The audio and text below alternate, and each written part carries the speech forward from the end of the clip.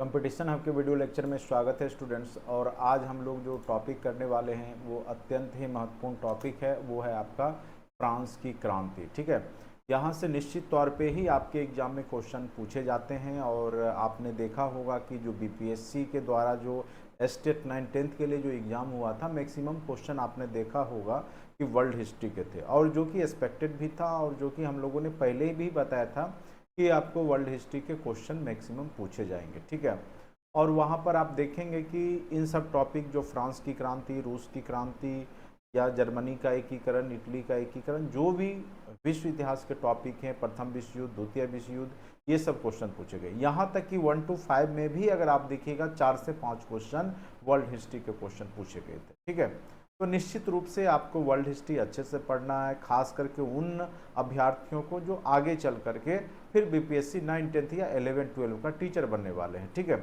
और 1 to 5 में भी आपको 4 से 5 क्वेश्चन वर्ल्ड हिस्ट्री के दिखाई दिए थे। इसीलिए आप लोग अच्छे से वर्ल्ड हिस्ट्री को जरूर पढ़िए, और निश्चित रूप से जो मैं आपको करवा रहा हूँ आपको निश्चित रूप से ही मदद देगा। और सारे क्वेश्चन अगर आप स्टेट में देखेंगे तो इन्हीं सब नोट से थे।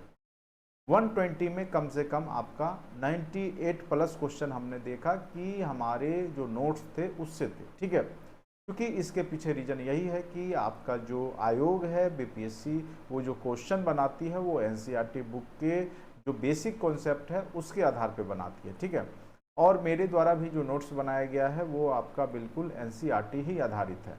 इसीलिए आप लोग अच्छे से टॉपिक को समझिए, साथ साथ में इसका ऑब्जेक्टिव भी लास्ट में करवा दूंगा, जिससे कि आपको किसी भी प्रकार का दिक्कत नहीं हो, थ्योरी भी आपको पता हो और साथ साथ आपको ऑब्जेक्टिव क्वेश्चन भी पता हो, जिससे कि आप अच्छा से अच्छा स्कोर कर पाएँ। और आप अच्छे से इस टॉपिक को करके अगर जाते हैं तो निश्चित रूप से 2 से 3 क्वेश्चन यहाँ से आएंगे। ठीक है, चलिए फ्रांस की क्रांति, फ्रांस की क्रांति क्या है उसके बारे में समझेंगे। जिस प्रकार से हमने पढ़ा अमेरिकी क्रांति, रूसी क्रांति भी हमने पढ़ लिया था, फ्रांस की क्रांति हमने नहीं पढ़ा था। ठीक है, तो फ्रांस की क्रांति ऐसे हमारे कंटेंट में जो भी ऐप है उसमें सारा टॉपिक जो भी बीपीएससी टीआरई के लिए तैयारी कर रहे थे हमसे जुड़ करके उनको हमने दे दिया था सारे वीडियो लेक्चर्स पीडीएफ, और सभी ने लगभग जो है 75+ स्कोर किया। अगर आप भी तैयारी से जुड़ना चाहेंगे तो निश्चित रूप से आप कंपटीशन हब ऐप को डाउनलोड करें, और फाउंडेशन बैच अब जो है आपका बीपीएससी ट्री का स्टार्ट होने वाला है, उससे आप जुड़ सकते हैं। ठीक है, चलिए सबसे पहले अब यहाँ पे हम लोग देखेंगे कि फ्रांस की क्रांति है क्या। तो फ्रांस की क्रांति एक कह सकते हैं कि विश्व इतिहास की एक युगांतकारी घटना मानी जाती है, जिसने कि यूरोप के पुरातन व्यवस्था को समाप्त कर दिया। पुरातन व्यवस्था का मतलब होता है जो पहले से चला आ रहा था व्यवस्था, जो कि निरंकुश राजशाही जो शासन था उसको यहाँ पे समाप्त कर दी गई, और नई लोकतांत्रिक जो समानता, स्वतंत्रता, बंधुत्व पे आधारित जो एक कह सकते हैं व्यवस्था थी वो यहाँ पे आया। ठीक है, तो कई बार ये भी क्वेश्चन पूछ देता है कि समानता, स्वतंत्रता और बंधुत्व किस क्रांति का नारा था, तो फ्रांस की क्रांति। अब यहाँ पे समझेंगे कि आखिर फ्रांस में क्रांति क्यों हुई। तो आपको पता होगा कि जब अमेरिकी क्रांति हो रही थी तो फ्रांस की जो सेना थी वो अमेरिका की तरफ से लड़ रही थी, किसके खिलाफ, तो ब्रिटेन के खिलाफ। क्योंकि उससे पहले सप्तवर्षीय युद्ध में इंग्लैंड ने यानी ब्रिटेन ने फ्रांस को हरा दिया था, और फ्रांस इसका बदला लेने के लिए अमेरिका का समर्थन किया और अपनी सेना को जो है अमेरिका भेजा था। ठीक है, और इस घटना के बाद क्या हुआ, जब फ्रांसीसी जो सेना जब अमेरिका में वहाँ की अमेरिका की क्रांति और अमेरिका जब स्वतंत्र हुआ, तो इनके अंदर भी वह भावना जागृत हुई कि हम भी जो अपने देश में जो राजशाही है, निरंकुश तंत्र है, जो जनता का शोषक बन बैठा है, उसको समाप्त करें। ठीक है, और यही प्रमुख कारण के रूप में आप देख सकते हैं यहाँ पे रहता है।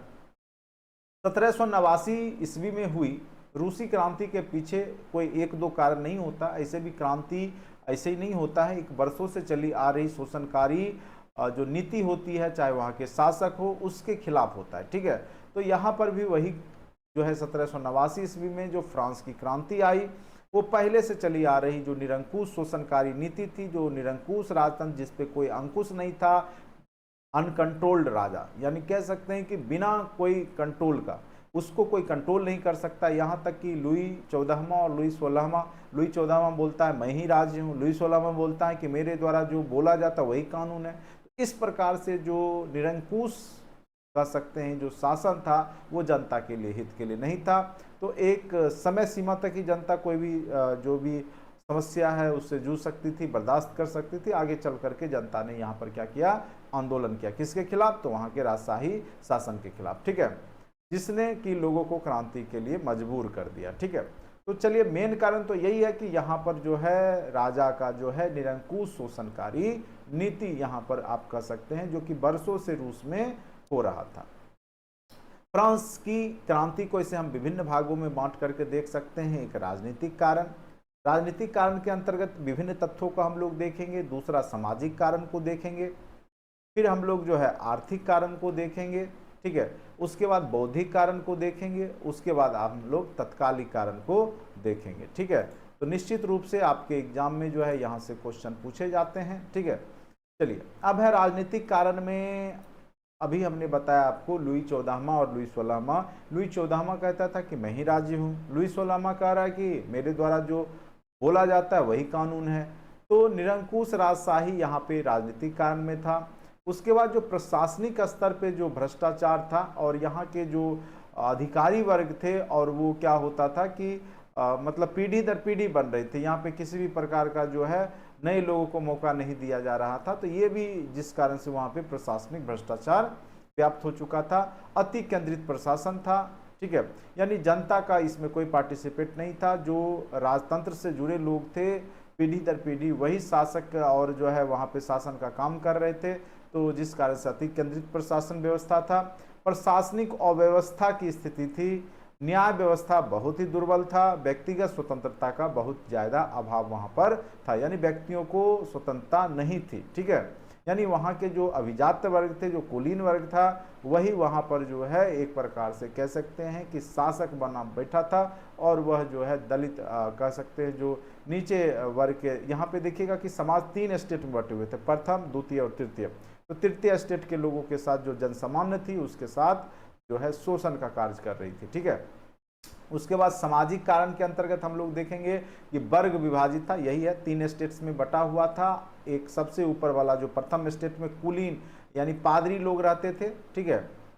तो आगे चल करके हम लोग देखेंगे इस प्रकार से, जैसे यहाँ पे हमने बना रखा है।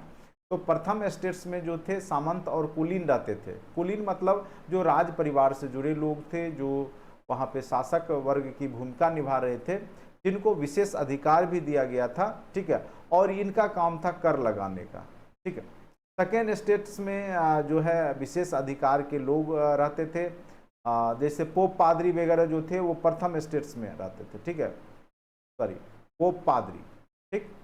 उसके बाद जो है यहाँ पे जो जनसाधारण था वो आपका जो तृतीय वर्ग में थे। जो जनसाधारण थे वो किस वर्ग में आते थे? तो तृतीय वर्ग में।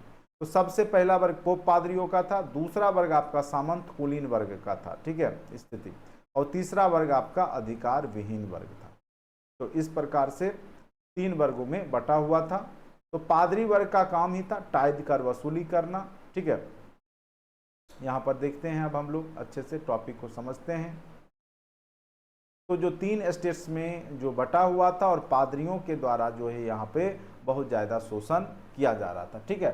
तो मेन रूप से आपके एग्जाम में यहाँ से निश्चित तौर पे पूछ सकता है कि फ्रांस जो था वो कितने स्टेट्स में बटा हुआ था, ठीक है। तो फ्रांसीसी क्रांति से पहले जो है फ्रांस 3 स्टेट्स में बटा हुआ था, तो ये याद रखना है आपको।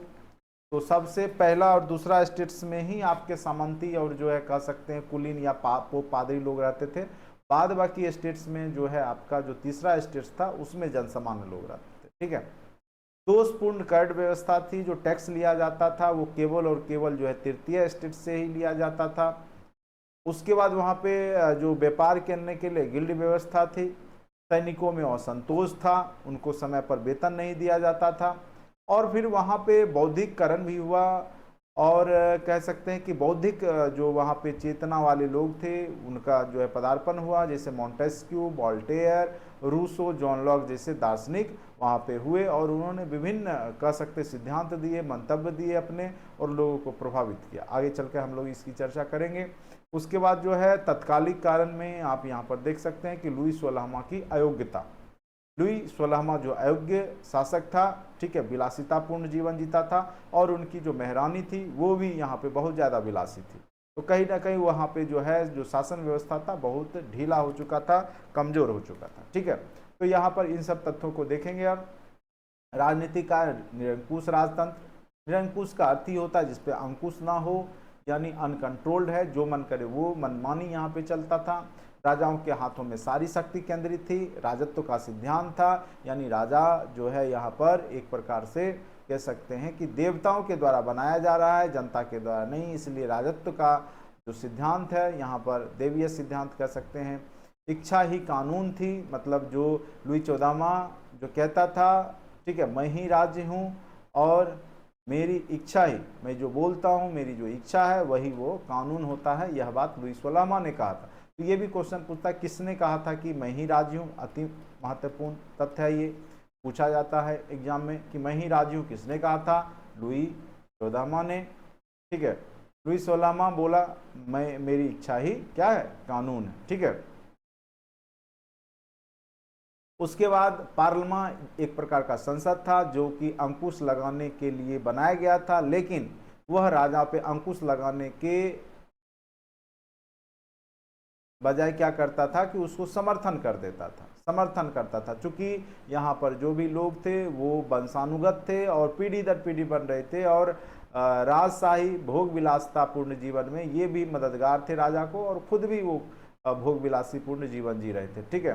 तो पार्लियामा जो था वो अंकुश लगाने के लिए बना था फ्रांस में, लेकिन यह किसी प्रकार का अंकुश नहीं लगा रहा था राजाओं के खिलाफ, और चापलूसी करके जो है यहाँ के जो अधिकारी वर्ग थे वो चापलूसी करके राजाओं का कह सकते हैं कि यहाँ पे जो जनसामान्य था उसका यहाँ पे सबसे ज़्यादा दयनीय स्थिति हो गई। राज दरबार की विलासितापूर्ण, ये क्या है कि यहाँ की जो महारानी और जो महाराजा थे, ठीक है, पेरिस से दूर वर्साई के शीश महल में रहते थे और शान शौकत की जिंदगी जीते।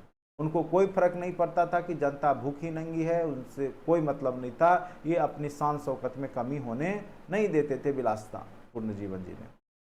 इनकी जो महारानी थी लुई 16वां की, उनका नाम था रानी मेरी एंतोइनेट, जो कि फिजूल खर्ची थी, जिसको कि मैडम डेफिसिट के नाम से भी जाना जाता है, यानी बहुत ज़्यादा खर्च करती थी, बिना मतलब का खर्च करती थी, और जिस कारण से वहाँ की आर्थिक स्थिति भी अच्छी नहीं थी।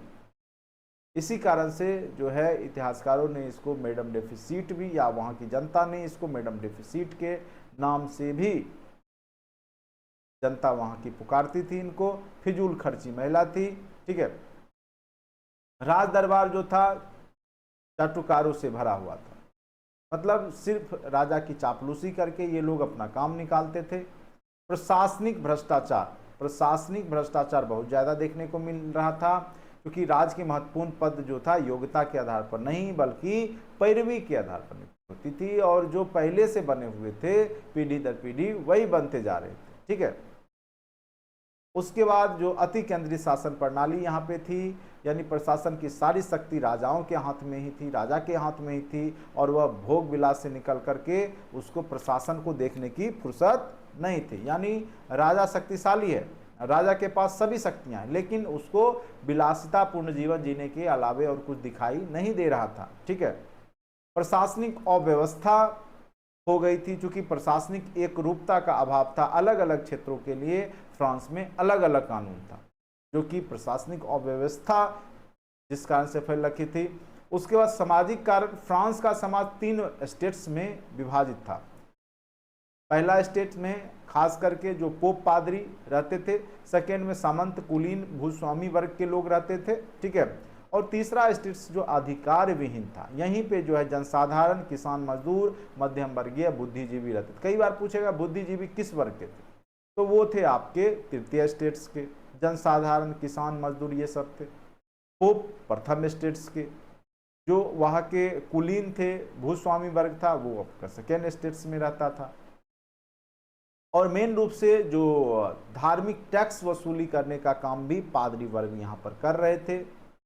कुलीन वर्ग जो है आपका प्रशासन, सेना और न्यायिक न्यायाधिकारी का जो है काम कर रहे थे। खास करके इनके लिए वहाँ सामाजिक प्रतिष्ठा के रूप में माय लॉर्ड, योर ग्रेस जैसे शब्द आप भी देखते होंगे कि अभी भी जो है आप जाते हैं, जब वकील वकालत करने जाते हैं तो माय लॉर्ड जो अपने जज को बोलते हैं, तो ये सब जो शब्द आए हैं ये फ्रांस से ही आए, माय लॉर्ड। ठीक है। सब साधारण वर्ग के रूप में किसान थे, कर का बोझ इन पर था, क्योंकि टाइद कर जो था धार्मिक कर था, इसको भी ये चुकाते थे। साथ साथ जो कुलीन वर्गों के द्वारा जो टैक्स लिया जाता था उसको भी चुकाते थे। यहाँ तक कि नमक और तंबाकू पर भी इनको टैक्स देना पड़ता था। ठीक है। उसके बाद आर्थिक कारण के रूप में अगर आप देखिएगा तो आर्थिक जो व्यवस्था थी वो बेहतर नहीं थी यहाँ की, दोषपूर्ण था। पादरी पूजा करते थे, कुलीन युद्ध करते थे और जनता टैक्स देती थी। जो जनसामान्य थे, जो श्रमजीवी थी जनता, जो काम करने वाले थे, किसान थे, मजदूर थे, गरीब थे, वही टैक्स देते थे। ये दो लोग टैक्स नहीं देते थे। कर वसूली निश्चित नहीं थी, ये अपनी इच्छा अनुसार बढ़ा देते थे, कभी घटा देते थे, बढ़ाते ही थे, घटाते नहीं थे। व्यापारिक एवं व्यवसायिक अवरोध, गिल्ड व्यवस्था, यानी गिल्ड व्यवस्था थी, कोई एक व्यापारी दूसरे क्षेत्र में जाकर के व्यापार नहीं कर सकता था। इस प्रकार की अर्थव्यवस्था बंद अर्थव्यवस्था के रूप में भी जानी जाती है। ठीक है, यानी जब एक क्षेत्र से दूसरे क्षेत्र में व्यापार नहीं हो। बेरोजगारी की समस्या बहुत ज़्यादा थी, बेकारी की समस्या, सैनिकों में असंतोष की स्थिति थी, क्योंकि सैनिकों को यहाँ पर समय पर वेतन नहीं दिया जा रहा था, उनके योग्यता के अनुसार उनको पदोन्नति नहीं दी जाती थी, बल्कि केवल उनको दिया जाता था जो चापलूस थे और जो कुलीन से नज़दीक थे, यानी कह सकते हैं राजतंत्र के नज़दीकी थे। उच्च पदों पर केवल लिखा हुआ ही है यहाँ पर, उच्च पदों पर केवल और केवल कुलीन वर्ग ही नियुक्त होते थे, यानी जनसामान्य उसमें नहीं जा सकता था। तो ये व्यवस्था भी वहाँ की बेहतर अच्छी नहीं थी, जिस कारण से वहाँ पे सैनिकों ने भी विद्रोह किया। उसके बाद बौद्धिक कारण देखिए, जब तक कोई भी उत्प्रेरक नहीं रहेगा, जो कि वहाँ पे लोगों को एक्टिविस्ट कह सकते हैं ना, कि एक्टिव करने वाला नहीं रहेगा, तब तक जो है वो चिंता का कारण बन जाता है। ठीक है, वहाँ पे जो है आप देखेंगे कि जहाँ पे बौद्धिक विकास नहीं होगा, बौद्धिक लोग नहीं होंगे, थिंकर विचारक नहीं होंगे, तो वहाँ क्रांति नहीं हो सकती। तो कोई ना कोई विचार देने वाला व्यक्ति होना चाहिए। तो फ्रांस में वो थे। फ्रांसिस जो जनमानस था उसको जो है वहाँ के दार्शनिकों ने, वहाँ के थिंकर ने झकझोर दिया था। जैसे मॉन्टेस्क्यू के बारे में एक 1 to 5 में भी क्वेश्चन था, इनकी किताब के बारे में पूछा था, और इसमें कार्यपालिका, विधायिका और न्यायपालिका के शक्ति के पृथक्करण की बात की गई है, और राज एवं चर्च की कटु आलोचना की गई है, और इसको तीनों को अलग अलग यहाँ पे बताया गया है। शक्ति का पृथक्करण का सिद्धांत मॉन्टेस्क्यू के द्वारा ही दिया गया था। ठीक है, नेक्स्ट क्वेश्चन है आपका, नेक्स्ट क्वेश्चन में बोल रहा सॉरी यहाँ पे जो वॉल्टेयर जो है आपका यहाँ पे 1694 से 1778 ईस्वी का जो है ये भी रहते हैं। ये भी एक दार्शनिक हैं। ये प्रबुद्ध निरंकुश शासन में विश्वास करते थे, और इनका कहना था 100 चूहों की अपेक्षा एक सिंह का शासन उत्तम है। यानी 100 चूहे यानी अलग अलग, मतलब ये कुल मिलाकर के प्रबुद्ध निरंकुश शासन में विश्वास करते थे, यानी जो शक्तिशाली शासक है, जो प्रबुद्ध है, उसके शासन में विश्वास था। फर्स्ट चर्च पर कड़ी आलोचना या कड़ी चोट किया। उसके बाद यहीं के एक विचारक रहते हैं जिनका नाम रहता है जे जैक रूसो। जे जैक रूसो का पूरा नाम है, और इन्होंने कहा था 1772 ईस्वी से 78 ईस्वी के हैं, फ्रांस के ही हैं। कथन, मनुष्य स्वतंत्र पैदा हुआ है पर वह हर जगह जंजीरों से जक रहा है। डायरेक्ट ये सब क्वेश्चन कथन का दे देता है, आपके एग्जाम में पूछेगा किसने कहा था। ठीक है, तो रूसो ने कहा था, ठीक है, कि मनुष्य स्वतंत्र तो पैदा होता है पर वह हर जगह जंजीरों से जकड़ा हुआ। स्वाभाविक सी बात है कि आप भी देखते होंगे कि आप स्वतंत्र तो पैदा लेते हैं, लेकिन क्या होता है कि आप कहीं ना कहीं कानून के अंदर भी बंधे होते हैं, होना भी चाहिए। ठीक है, लेकिन यही जब जरूरत से ज़्यादा हो जाता है तो वो मानव की स्वतंत्रता वहाँ पे बाधित होती है। ठीक है, उसके बाद विदेशी घटनाओं का प्रभाव भी यहाँ पर देखने को मिलता है। जैसे इंग्लैंड में जो गौरवपूर्ण क्रांति हुई थी और जब वहाँ पर संसदीय व्यवस्था लागू हुआ था, तो इससे भी ये लोग प्रभावित थे। उसके बाद 1689 में जो इंग्लैंड में अधिकारों की घोषणा जनता के लिए दिया गया था, इससे भी प्रभावित थे। आगे चलकर सबसे ज़्यादा प्रभावित किया इनको अमेरिकी स्वतंत्रता संग्राम, जिसमें कि यहाँ की सेना गई थी, और इसमें जो है अमेरिका विजित हुआ था, और ब्रिटेन की जो सरकार थी, ब्रिटेन सत्ता वहाँ पे जो था वो वहाँ पे समाप्त हो गई थी। ठीक है, और उसमें फ्रांस की सेना ने जा करके अमेरिका को मदद पहुंचाया था। तो उनको लगा कि जब हम दूसरे देश को मदद कर सकते हैं तो खुद भी तो अपने यहाँ जो एक प्रकार से जो शासन है निरंकुश उसको समाप्त कर सकते हैं। ठीक है, तत्कालिक कारण के रूप में मेन रूप से लुई सोलामा की अयोग्यता ही था। अगर ये अयोग्य नहीं होता तो फ्रांस में वहाँ पर मतलब कह सकते हैं कि आंदोलन वहाँ के राजा के खिलाफ में नहीं होता, या जो निरंकुश राजतंत्र था उसके खिलाफ में वहाँ पे शासन नहीं आता। तो मेन कारण था कि लुई सोलामा जरूरत से ज़्यादा अयोग्य था। ठीक है, 5 मई 1789 ईस्वी को क्या हुआ कि 3 स्टेट्स के जो लोग थे वो एक संयुक्त बैठक में बैठे, जिसमें कि 300 लोग प्रथम स्टेट, 300 लोग द्वितीय और 600 लोग थे तृतीय स्टेट्स। तृतीय स्टेट्स जो था वो यहाँ के जो प्रतिनिधि थे वो जनसामान्य के थे, जबकि प्रथम और द्वितीय जो कुलीन और जो है पोप पादरी लोग का था। तृतीय स्टेट्स के प्रतिनिधि ने अपने साथ अन्य मांगे लाई, एक सूची लाई थी कि उनकी मांगे को मानी जाए। परंपरा के अनुसार प्रत्येक स्टेट्स को एक मत देने का अधिकार था, परंतु तृतीय स्टेट्स ने इसका विरोध किया। ठीक है, और इसने मांग रखी कि पूरी सभा से वोट करवाया जाए, और सम्राट ने कुलीन एवं पादरियों के प्रभाव में आकर यह मांग ठुकरा दिया। उनको लग रहा था कि ये 600 लोग हैं तो ये वोटिंग जब होगा तो यही जीत जाएंगे। तो सम्राट ने कुलीन और पादरियों के प्रभाव में आकर के इसको क्या किया, नहीं माना। 20 जून 1789 को देखिए 3 स्टेट्स के प्रतिनिधि क्या किए, वर्साई के टेनिस कोर्ट जो वहाँ पे है वहाँ पर जाकर के जो टेनिस जहाँ पे खेला जाता है वर्साई में, वहाँ पर एकत्रित हो गए। कब, तो 20 जून 1789 को। ठीक है, और निश्चय किया कि जब तक ऐसे संविधान नहीं बनते जिससे राजशाही पर अंकुश लगाया जा सके, तब तक वो जो है जो सभा है उसको वो भंग, उसका नाम भी रख दिए थे क्या, राष्ट्रीय सभा, वह नहीं भंग होगी। ठीक है, राष्ट्रीय सभा में संविधान का प्रारूप तैयार भी होना शुरू हो गया। उस समय फ्रांस की स्थिति और बहुत ज़्यादा भयावह हो गई। ठीक है, लोगों को भोजन तक मिलना मुश्किल हो गया, लोगों ने लूटपाट शुरू कर दी। सम्राट ने अपनी सेना को पेरिस जाने की आज्ञा दी, यानी लोगों को कंट्रोल करने के लिए। लेकिन वहाँ की सेना क्या होगी कि जनता के साथ हो जाएगी। इससे उत्तेजित होकर लोगों ने एक जनसेना का गठन कर लिया, जनता भी अपनी एक सेना बना ली। 14 जुलाई 1789, ये अत्यंत ही महत्वपूर्ण घटना है फ्रांस की क्रांति में। 14 जुलाई 1789 को भीड़ ने कहाँ पे, बास्तिल का जो एक किला था जहाँ पे बहुत सारे जो कैदी बंद थे, उस किला के अंदर उस पे आक्रमण करके वहाँ पर जो कैदी थे उसको रिहा कर दिया गया। कहाँ, किसके द्वारा, तो वहाँ की जनसामान्य जनता के द्वारा। ठीक है, आगे चल करके 4 अगस्त 1789 को राष्ट्रीय सभा की बैठक हुई, जो कि तृतीय स्टेट्स के लोग शामिल थे, जिसमें सामंती व्यवस्था समाप्त कर दी गई और चर्च विशेष अधिकार समाप्त कर दिए गए। चर्च की भूमि और अन्य संपत्ति को जब्त कर ली गई।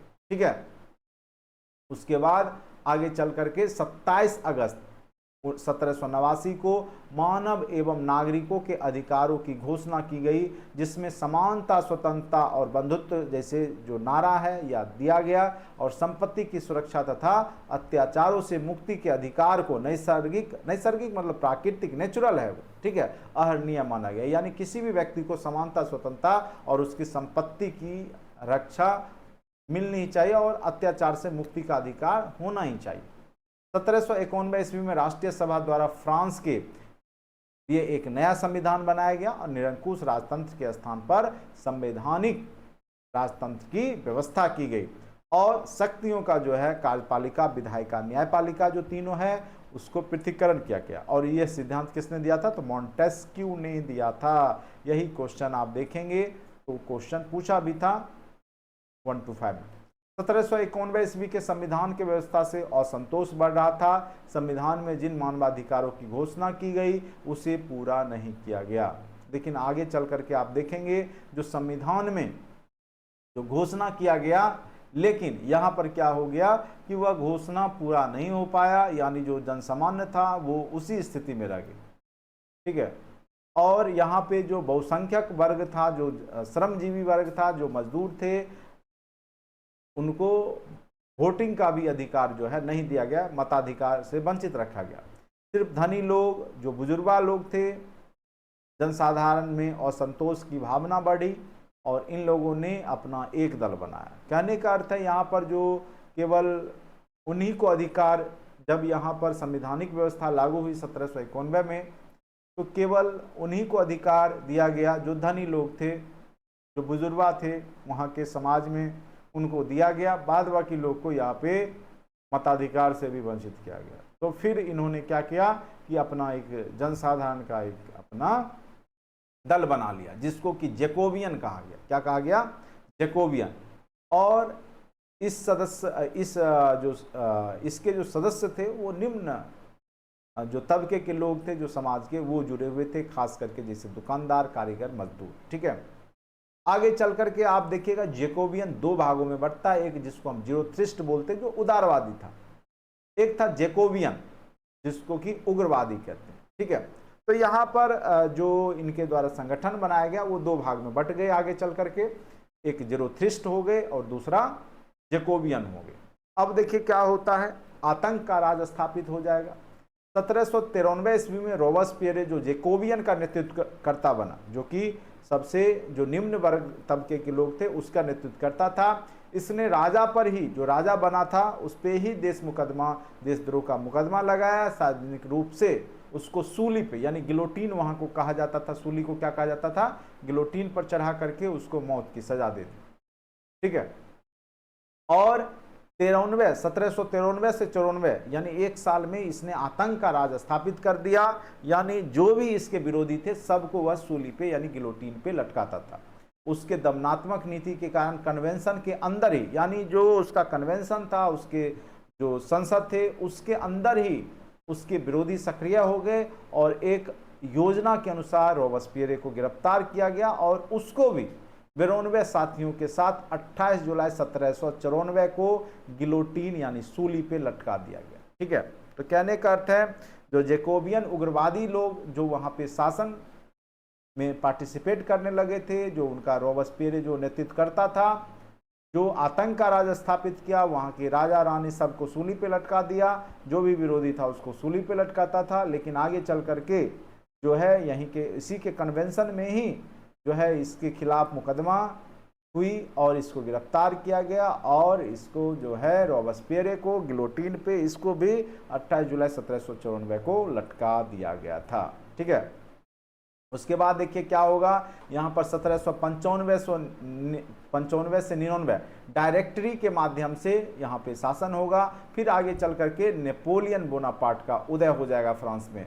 जब डायरेक्टरी से भी समस्या नहीं सुलझी तो नेपोलियन ने इस स्थिति का लाभ उठाया और कुछ सैनिक अधिकारियों के साथ मिलकर के 1799 ईस्वी में डायरेक्टरी की तख्ता पलट कर दिया। डायरेक्टरी की तख्ता पलट करके अब कौन आ जाएगा? तो यहाँ पर नेपोलियन बोनापार्ट आ जाएगा। 1804 ईस्वी में नेपोलियन कोड लागू किया गया। कई बार क्वेश्चन पूछा गया कि नेपोलियन कोड फ्रांस में कब लागू किया गया? तो 1804 ईस्वी में, याद रखिएगा। ठीक है, लागू किया गया और फिर यहाँ पर क्या हो गया कि नेपोलियन जो है फ्रांस का सम्राट बन बैठा और अपना साम्राज्यवादी इच्छा को पूरा करने लगा। लेकिन आगे चल करके क्या होगा आपको पता ही है कि 1815 ईस्वी में वाटरलू में युद्ध में, वाटरलू का जब युद्ध होता है इसमें यह पराजित हो जाता है। ठीक है, लेकिन यह अच्छा खासा शासन कर ही लेता है 1830 से 1848 ईस्वी में। ठीक है, 1804 में नेपोलियन कोड लगा के 15 तक लगभग शासन करता है नेपोलियन। और वाटरलू का जब युद्ध होता है साम्राज्य विस्तार करने के एवज में, तो यहाँ पे इसकी हार होती है और यह पराजित हो जाता है। ठीक है, फिर 1830 से 1848 में फ्रांस में कई प्रकार की क्रांति देखने को मिलती है। तो मेन रूप से फ्रांस की क्रांति जो था वो वहाँ का जो निरंकुश राजशाही तंत्र था उसके खिलाफ में था और समानता, स्वतंत्रता, बंधुत्व वहाँ का नारा था। तो जैकोबियन के बारे में भी पूछ दिया जाता, वहाँ का उग्रवादी था। ज़ीरोथ्रिस्ट उदारवादी था। ये सब जो वहाँ के निम्न तबके थे, थर्ड स्टेट्स, इसी के द्वारा बनाया गया था। ठीक है, तो मेन रूप से यही सब क्वेश्चन पूछा जाता है। फ्रांस की क्रांति के परिणाम क्या हुए? तो आपने देखा कि सामंती जो पुरातन व्यवस्था थी, राजतंत्र, उसकी समाप्ति हो गई और जो प्रशासनिक चेतना का विकास हो गया, तो राजनीतिक चेतना आएगी ही, साथ साथ राष्ट्रीयता की भावना का भी यहाँ पर उदय देखने को मिलेगा। व्यक्ति का महत्व, जैसे नेपोलियन बोनापार्ट का महत्व बढ़ जाता है, समानता स्वतंत्रता बंधुत्व की भावना का उदय होता है, नागरिकों के स्वतंत्रता की स्थापना होती है, धार्मिक स्वतंत्रता हो जाती है, समाजवाद का आरंभ होता है, शैक्षणिक व्यवस्था में परिवर्तन देखने को मिलता है, मीट्रिक प्रणाली लागू होती है यानी एक देश एक कानून वाली व्यवस्था, वाणिज्य व्यापार में भी वृद्धि होती है क्योंकि यहाँ पर जो आपका कहने का जो गिल्ट व्यवस्था था वो समाप्त होता है। उसके बाद नेपोलियन यहाँ पे जो है एक कानून बनाता है, नेपोलियन कोड। उसके बाद नया राष्ट्रीय कैलेंडर वहाँ पे जारी होता है, ठीक है। तो अब बाह्य प्रभाव के रूप में देखिएगा कि पूरे यूरोप पर सामंती व्यवस्था का अंत यहाँ से अब शुरुआत हो जाता है। इटली का आप देखेंगे कि जब इटली पे प्रभाव पड़ता है तो इटली का एकीकरण हो जाता है। इटली का एकीकरण मुसोलिनी ने काउंट काबुर ये सब आपको आगे चल करके गरीबाल्डी, काउंट काबुर ये सब जो है मिल करके ये इटली का एकीकरण करेंगे। फिर जर्मनी पर भी प्रभाव पड़ता है। जर्मनी के 300 राज्य जो पहले नेपोलियन के द्वारा 39 राज्यों में कन्वर्ट हो गए थे, आगे चल करके उसका भी एकीकरण हो गया यानी जर्मनी को एक कर लिया गया। आगे चल करके पोलैंड पे भी प्रभाव पड़ता है, संयुक्त पोलैंड की तस्वीर यहाँ देखने को मिलती है। इंग्लैंड में भी प्रभाव पड़ता है कि जो वहाँ पे रिफॉर्म एक्ट आ जाता है, वहाँ पे जो कानून था उसमें सुधार देखने को मिलता है। और भारत पे भी इसका प्रभाव पड़ता है। और आपको पता होगा कि मैसूर के जो टीपू सुल्तान थे वो बहुत ज़्यादा फ्रांसीसी क्रांति से या फ्रांस से प्रभावित थे, ठीक है। और यहाँ पर उन्होंने फ्रांस के साथ मिलकर के अंग्रेजी सत्ता का विरोध भी किया। समानता स्वतंत्रता जनवादी अधिकारी फ्रांस की स्वतंत्रता संग्राम के ही महत्वपूर्ण विरासत बन गए। इस प्रकार हम पाते हैं कि फ्रांस की क्रांति ने एक युग का अंत कर यानी जो पुरातन व्यवस्था था, राजशाही तंत्र था, उसको अंत करके, ठीक है, एक नई व्यवस्था जो कि प्रजातंत्र, राष्ट्रवाद और समाजवाद वाली व्यवस्था है उसको लाया। यहाँ पे व्यक्ति की महत्ता, स्वतंत्रता, नागरिक अधिकारों की सुरक्षा की भावना जैसे महत्वपूर्ण ज्ञान पूरे विश्व में यहाँ के बौद्धिक विचारकों के द्वारा, मॉन्टेस्क्यू हो, रूसो हो, इनके द्वारा दिया गया, ठीक है। तो इस प्रकार आपने देखा कि क्या कारण थे, क्या परिणाम थे और इसने किस प्रकार से पूरे विश्व को प्रभावित किया, ठीक है। अब आते हैं महत्वपूर्ण क्वेश्चन है आपका कि फ्रांस की क्रांति किस ईस्वी में हुई, ठीक है। तो ऑब्जेक्टिव क्वेश्चन निश्चित रूप से आप लोग करके रखिए जिससे कि अगर आपको क्वेश्चन पूछा जाता है तो निश्चित रूप से आप बना लेंगे, ठीक है। तो यहाँ पे सबसे पहला है कि फ्रांस की राज क्रांति किस वर्ष हुई, तो ये तो आपको पता ही है 1789 ईस्वी में। कब हुई, तो 1789 ईस्वी में, ठीक है। उसके बाद नेक्स्ट क्वेश्चन है आपका बेस्टिल का पतन, जहां पर जो है बेस्टिल का पतन कब हुआ, जहां पर जो कैदी बंद थे, बेस्टिल का किला था, सबसे पहले उसी को वहां पे तोड़ा गया और वहां से जो है कैदी जो बंद थे उसको रिहाई दी गई, ठीक है। तो ये भी आपने थ्योरी में पढ़ा ही। तो कब हुआ, किस तिथि को हो गया था, तो बेस्टिल का जो हुआ था वो घटना है वो 14 जुलाई 1789 ईस्वी। कब हुआ था, तो 14 जुलाई 1789 ईस्वी को। प्रथम स्टेट्स में कौन आते थे, तो प्रथम स्टेट्स में आपको पता ही है कौन आता था, तो पोप पादरी, ठीक है। तो यहाँ पे इसका आंसर हो जाएगा आपका प्रथम स्टेट्स में कौन आते थे, तो पोप पादरी आते थे, ठीक है। कुलीन राजा सेकेंड स्टेट्स में आते थे। द्वितीय स्टेट्स में कौन आते थे, तो द्वितीय स्टेट्स में वहाँ का जो कुलीन वर्ग था, ठीक है, कुलीन वर्ग था वो आता था, ठीक है। तृतीय स्टेट्स में कौन आते थे, इनमें से कुलीन तो आएंगे नहीं, पोप पादरी आएंगे नहीं, न्यायाधीश, तो न्यायाधीश भी नहीं आते थे। मेन रूप से दार्शनिक जो थे, बौद्धिक विचारक वगैरह थे, वो सब तृतीय स्टेट्स में ही थे, ठीक है। विश्व कोश के संस्थापक कौन थे, तो विश्व कोश के संस्थापक जो है वो दिदरो थे, ठीक है। जेकोबियन दल का प्रसिद्ध नेता कौन था, तो जेकोबियन जो कि आतंक का राज स्थापित किया था, तो मैक्समिलियन रॉबस्पियरे, ठीक है। स्वतंत्रता समानता बंधुत्व की नारा किस क्रांति में का नारा है, ठीक है, तो फ्रांसीसी क्रांति। कई बार यह क्वेश्चन पूछे जा चुके हैं। नेक्स्ट क्वेश्चन में है आपका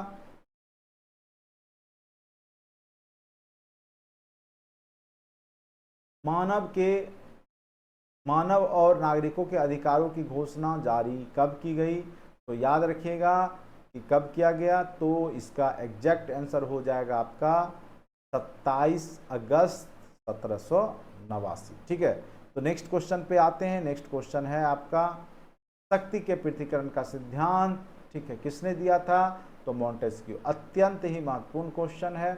इस सोशल कॉन्ट्रैक्ट किसके द्वारा लिखा गया था, तो आपको पता होगा द सोशल कॉन्ट्रैक्ट रूसो, जय जक रूसो इसका पूरा नाम था। उसके बाद है नेशनल असेंबली के लिए मतदान का अधिकार किसको मिला था, तो आपको पता ही है कि किसको मिला था, सक्रिय नागरिकों को, निष्क्रिय नागरिकों को, महिलाओं को, राज परिवार के सदस्यों को। तो यहाँ पर किसको दिया गया था, तो यहाँ पे सक्रिय जो नागरिक थे उसी को यहाँ पर दिया गया था। 1789 की क्रांति के बाद फ्रांस में किस प्रकार की शासन व्यवस्था आई, तो उदार तानाशाही, निरंकुश राजतंत्र, सैनिक, गणतंत्र व्यवस्था। तो यहाँ पे आई थी गणतंत्र की ही व्यवस्था आई थी। नेपोलियन कोड किस वर्ष लागू किया गया, ऊपर हमने थ्योरी में पढ़ा कि 1804 से 1815 का नेपोलियन का काल होता है, तो इसी दरमियान में वो नेपोलियन कोड लागू होगा, तो 1804।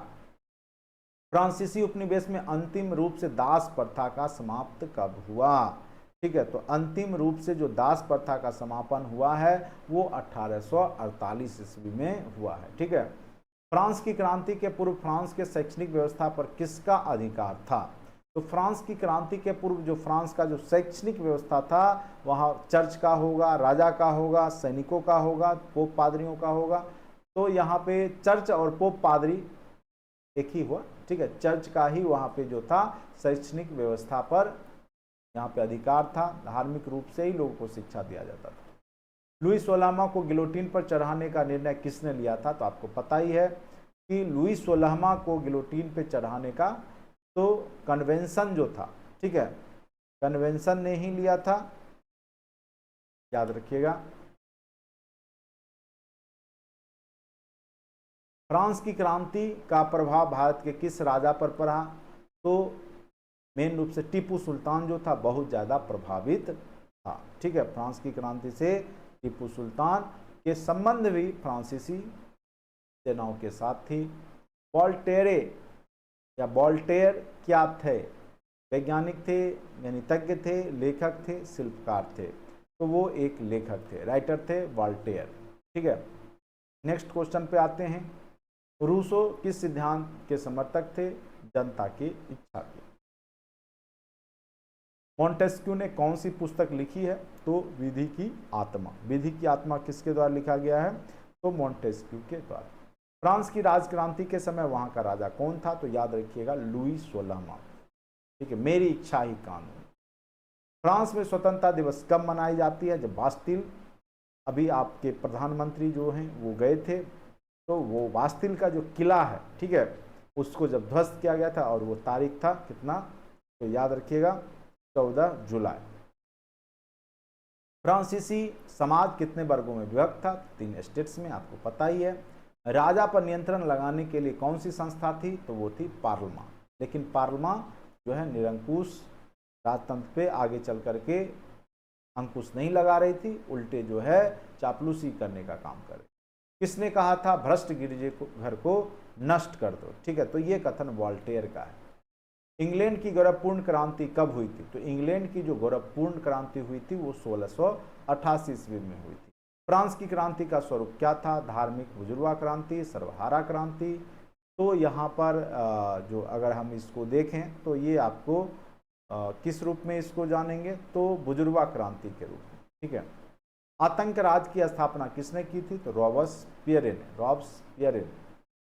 फ्रांस की राजक्रांति ने उत्पन्न राजनीतिक एवं सामाजिक व्यवस्था ने यूरोप के कई देशों को उसका क्या बना दिया था, तो शत्रु बना दिया।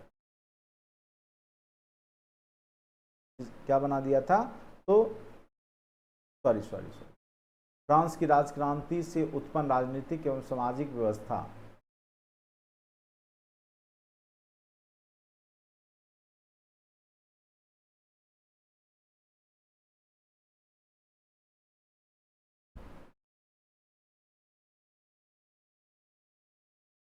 मित्र बना दिया था, इसको यहाँ पर मित्र बना।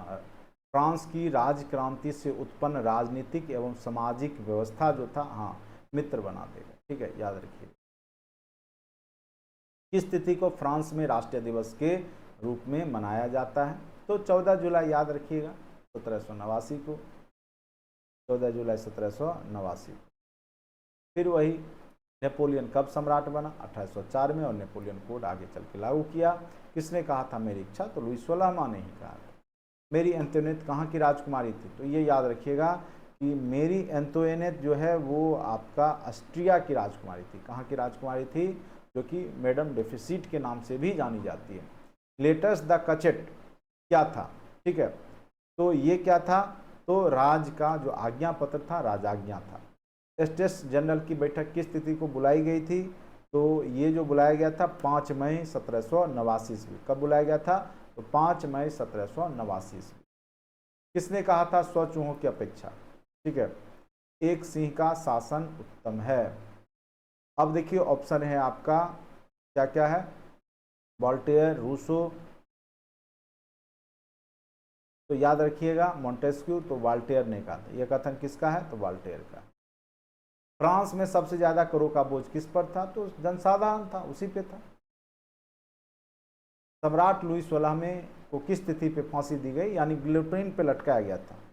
तो कब लटकाया गया था? तो याद रखिएगा 21 जनवरी 1793 ईस्वी को। 21 जनवरी 1793 ईस्वी को। रूसो का प्रसिद्ध पुस्तक का क्या नाम था? The social contract. अत्यंत ही महत्वपूर्ण पुस्तक है। बास्तिल के किले पे भीड़ ने कब धावा बोला? तो 14 जुलाई 1789 को। याद रखिएगा। तो इस प्रकार से आपने देखा कि पूरा जो है आपका ऑब्जेक्टिव विद थ्योरी अच्छे से आपका कंप्लीट हो गया, जिससे कि आपको एग्जाम में कोई तरह का दिक्कत नहीं होगा। ठीक है, देखिए ये सब सारे क्वेश्चन जो हमने घेरा ऊपर देखिए, वही सब क्वेश्चन आगे चल करके आपको यहाँ पर देखने को मिला। ठीक है, तो निश्चित रूप से अगर आप थ्योरी को अच्छे से अगर आप पढ़ के जाते हैं, देखिए यहाँ 14 जुलाई है, तो निश्चित रूप से आपका क्या होगा कि आपके एग्जाम में कहीं कोई दिक्कत आपको नहीं होगा। इसलिए आप लोग विशेष रूप से थ्योरी को पढ़िए और थ्योरी को अच्छे से कॉन्सेप्ट बना के जाइए, जिससे कि आपको एग्जाम में किसी भी प्रकार का दिक्कत नहीं आए। ठीक है, अगर मेरा वीडियो अच्छा लगता है तो चैनल को लाइक करें। आप लोग लाइक करने से भी डरते हैं, घबराते हैं।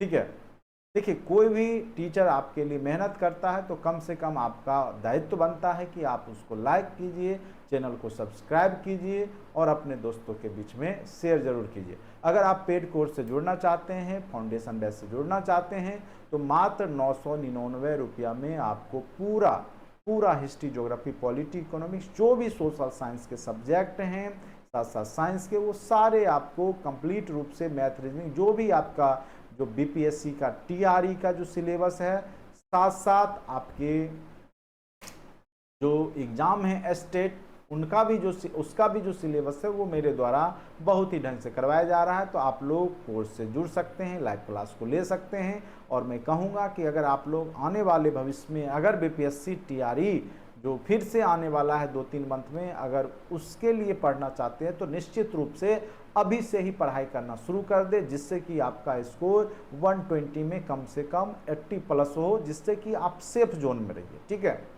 तो आज के लिए इतना ही। धन्यवाद।